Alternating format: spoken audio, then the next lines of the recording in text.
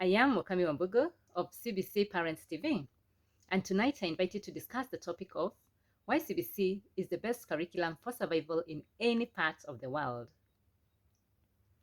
Over the years, Kenya has developed different education commissions which have come up with different methods and ways where education can be carried out in Kenya. The first such commission was immediately after independence.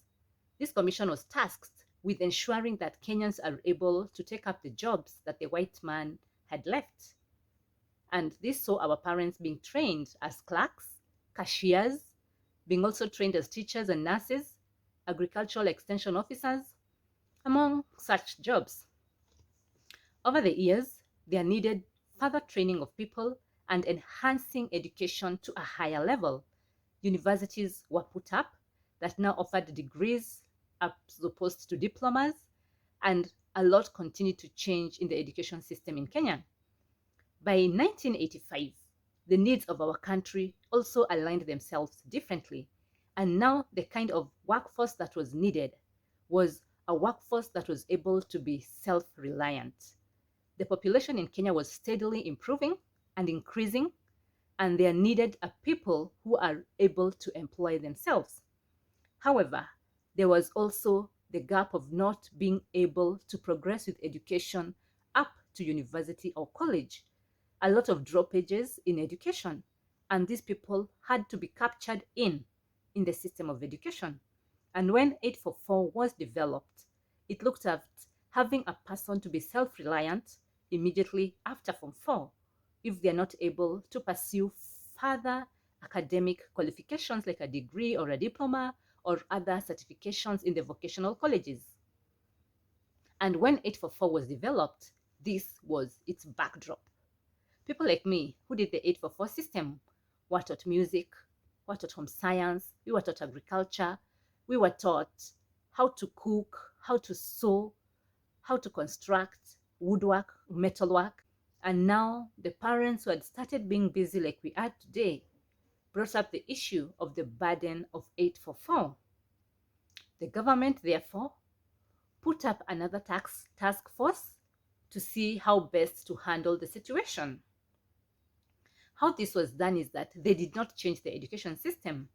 However, they reduced the subjects taught in the 844 to 5 basic examinable subjects in primary school, and also a few selection areas in secondary school. They also looked into the content that was being taught, and so they divided the content such that an introduction could be done at maybe Form 1, and furthering deeper into the topic was done in Form 3. And what else they did is that they also scraped out some of the topics completely to be taught at higher levels of education, and others that did not seem relevant to the country. This was done and it went on for a while until now, again, the needs of Kenya changed. We had so many graduates without jobs. We had, again, a high population needing and seeking employment. We had people bragging or saying out that, look at me, I am a matatu tout with a degree in this and this. I am a hawker with a degree in this area. I sell the second-hand clothes in Kikomba with a degree or with certifications of this nature. And so there seemed that there was also another gap in the education system where we had highly qualified people academically, but the system seemed to have wasted them. And so there was a need again to review the education system. This need is what gave birth to the CBC curriculum, which is the competency-based curriculum. The competency-based curriculum looks at enhancing skills in our children, enabling our children to be perfect in what they do.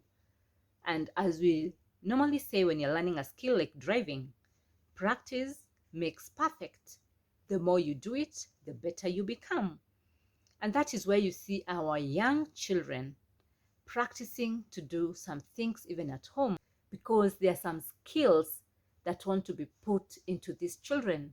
And these are the skills that our children will use for survival in any part of the world. A child trained in CBC has 7 key competence areas. Firstly is the area of communication and collaboration.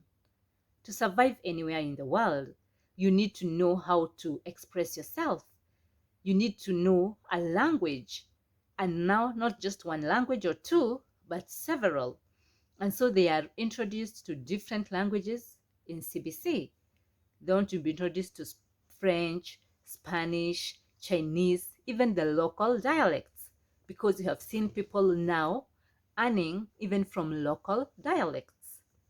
So this is one of the things that is being emphasized in CBC. Apart from communication, we have to have collaboration, working together with others. No man is an island, and so the children are being taught teamwork. That is one, communication and collaboration. Number 2, our children are being taught critical thinking and problem solving. This is a wonderful skill, and maybe this will be the solution to the school fires, school strikes, and bring about a better way of solving problems, bring about a dialogue, because the issue of mob thinking is going to be curtailed, is going to be brought down by critical and creative thinking, where the child is taught to think as an individual, think as me, not as us, which is an important skill to survive in the world today. Another skill that our children are being emphasized on is creative and imaginative thinking. I say this many times in my videos. To survive today, you need to be a creative thinker. You need to be imaginative. You need to think out of the box. It is how you think out of the box that will solve the problems. And by solving people's problems, you'll definitely be earning an income.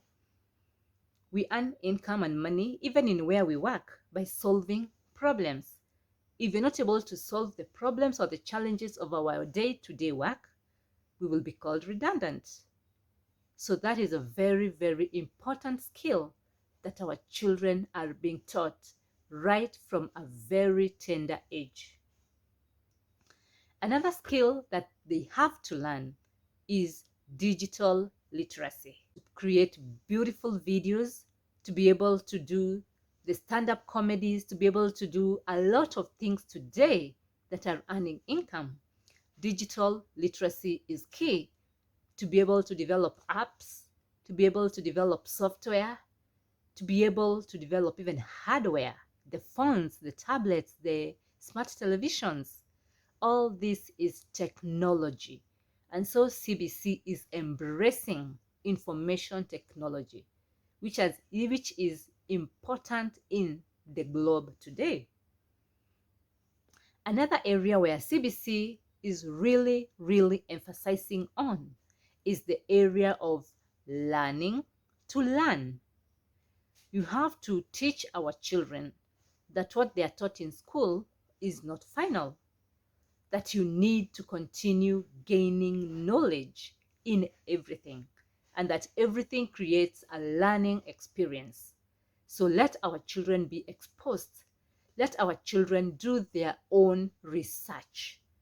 They will not be told that 1 + 1 is 2. In CBC, they want to be told that I have 1 in my head and then I add 5. They want to be taught how to use their mind. They want to be taught how to research on different ways of doing things. I don't just want to give you a formula, but I want you to come up with how to get to the answer on your own. Do your own research. Google, think about it, ask your parents, learn to learn. Finally, CBC is also teaching on citizenship. which is very, very critical in whatever country it is. You have to be loyal to some kind of leadership. You have to be loyal to your country. And now, not only Kenya, but East Africa and Africa, because we are looking at having, after the East African community, can we have the African community? So this is what our children are embracing. When you think about those skills, you will agree with me that these are skills that you need to survive anywhere in the world. They drop you in anywhere like this, with such skills, you will move on. You will not feel lost. And if our children are being taught this at an early age, they will develop in them. They will grow up being bold, being confident, which is also another skill taught in CBC, self-efficacy. Being able to stand up for yourself, being able to say, this is me. Public speaking, for example. A lot of people nowadays are getting money from public speaking. It is a career. How do you do public speaking without self-efficacy? At an early age, they're teaching our children to stand up before the class, to say your name, to do things, introduce yourself, present before us. And this building of confidence in our children is making them leaders. And as I conclude, CBC is making our children to be whole. These projects, assignments, and what they do is looking for a whole child. Not only a child who is academically oriented and nothing beyond that, but a child who is going to put the academics together with life to make everything beautiful. Discuss, come to our platform, ask the questions. Let us discuss this issue. Let us see where CBC is taking our country and our children in the next 10 years, in the next 15 years. And we will be able to know where to improve, where to change, and where to task the government. And finally, you can also talk to us through our email address, which is cbcparentstv@gmail.com. Thank you very much and see you next time. Love you all.